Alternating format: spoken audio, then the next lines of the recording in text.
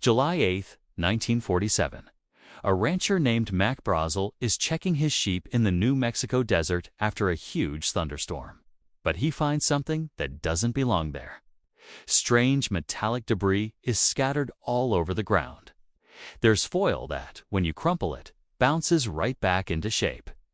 There are beams lighter than wood, but they're covered in weird purple hieroglyphs. And there are pieces of this stuff that simply will not burn. Within hours, the army swoops in, seals off the entire area, and then drops a bombshell. They issue a press release saying the United States military has recovered a flying disc. The headlines explode across the world. For one single glorious day, the Roswell Daily Record screams, "RAAF captures flying saucer on ranch in Roswell region." And then, nothing. The very next day, the military does a complete 180. It wasn't a flying saucer after all, they say. It was just a weather balloon. Case closed. Nothing to see here, folks. But people didn't just go home. Nearly 80 years later, Roswell is still the most famous UFO case in history. Why?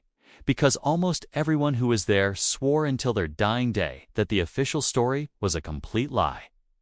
So tonight, we're asking the question that just refuses to die. Was Roswell the smoking gun? The absolute proof of extraterrestrial visitors? Or was it the greatest cover-up in American history? Let's start with what the witnesses said happened before the men in black suits showed up. Mac Brazel, the rancher who found the debris, was taken into military custody. He was held for nearly a week. When he finally got out, he was a changed man. His friends said this quiet rancher who loved telling stories suddenly would unsay a single word about what he found, not even to his own children. He just clammed up. Then there's Major Jesse Marcel, the intelligence officer who personally collected the wreckage. For 31 years, he kept his mouth shut. But in 1978, he broke his silence. He told researchers that the material he picked up was not from this earth. He held pieces that were thinner than paper, yet you couldn't even dent them with a sledgehammer. He described I-beams covered in symbols that looked like a mix of Egyptian hieroglyphs and something. Alien and his son, Jesse Marcel Jr., remembers that night vividly. He was just 11 years old when his dad came home carrying a box full of this strange metal. They spread it all out on the kitchen floor. His father pointed to the strange symbols and said, "Son, you're looking at pieces of a spaceship." But this is where the story gets darker. Civilian witnesses started talking about bodies.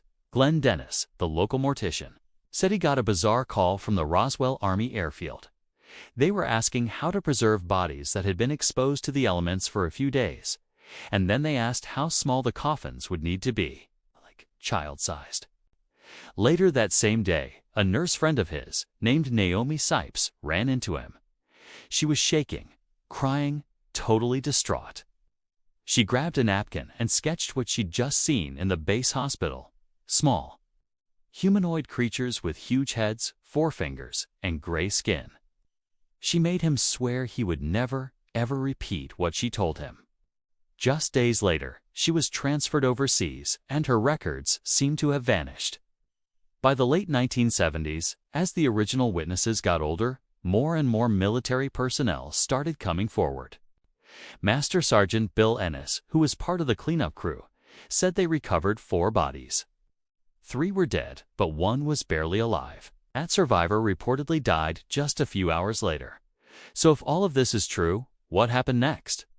Well, the government needed a better story. In 1994, the Air Force finally offered a new explanation. They said, "Okay, forget the weather balloon story. It was actually a top-secret balloon from something called Project Mogul, designed to spy on Soviet nuclear tests. The weird metal. That was just radar reflectors made of balsa wood and foil. And the bodies. Oh, those were just crash test dummies from experiments in the 1950s. Case closed. Again, except there are some big problems with this new story. Huge problems. Project Mogul balloons were classified, for sure, but they weren't made of some kind of miracle metal. The actual debris that was recovered from other Mogul flights looked like tinfoil and sticks. It was nothing like what Major Marcel described. And the crash test dummy program. It didn't even start until 1953, a full 6 years after the Roswell crash. When they were pressed on this, the Air Force had to admit the dummies were dropped starting in 1956, not 1947. So why did so many separate witnesses describe seeing bodies way back in 1947? And then you have the deathbed confessions. In 1991, a retired Air Force Brigadier General named Arthur Exon went on the record.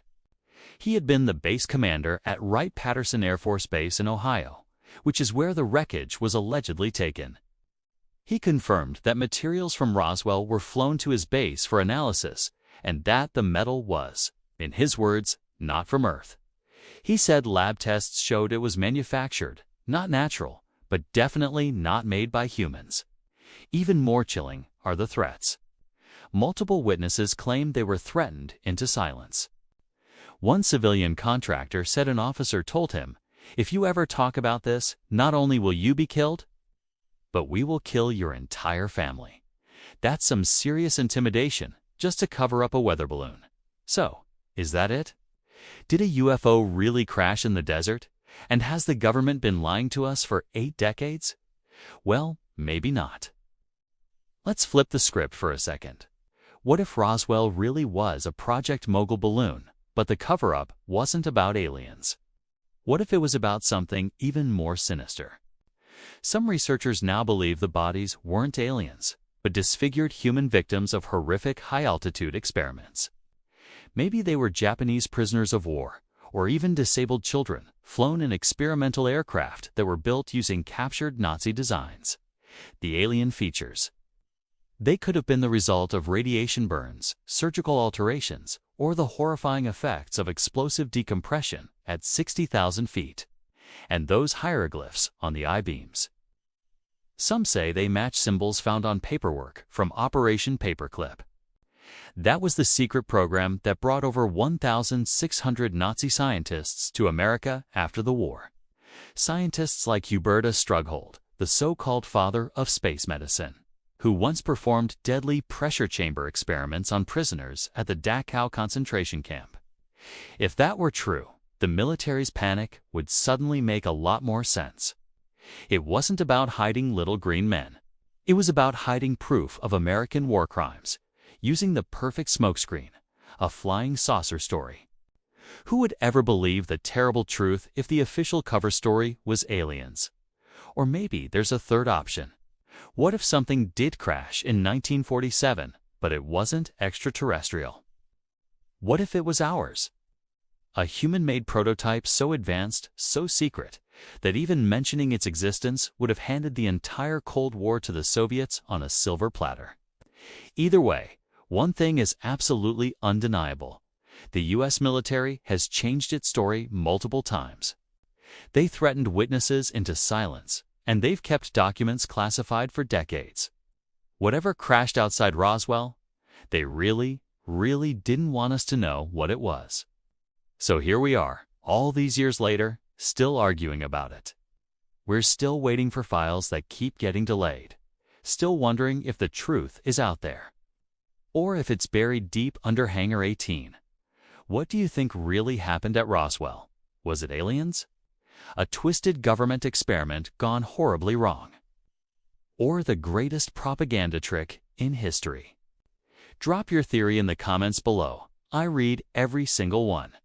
And if you want more deep dives into the cases that governments don't want you to know about, smash that like button, hit subscribe, and ring the notification bell.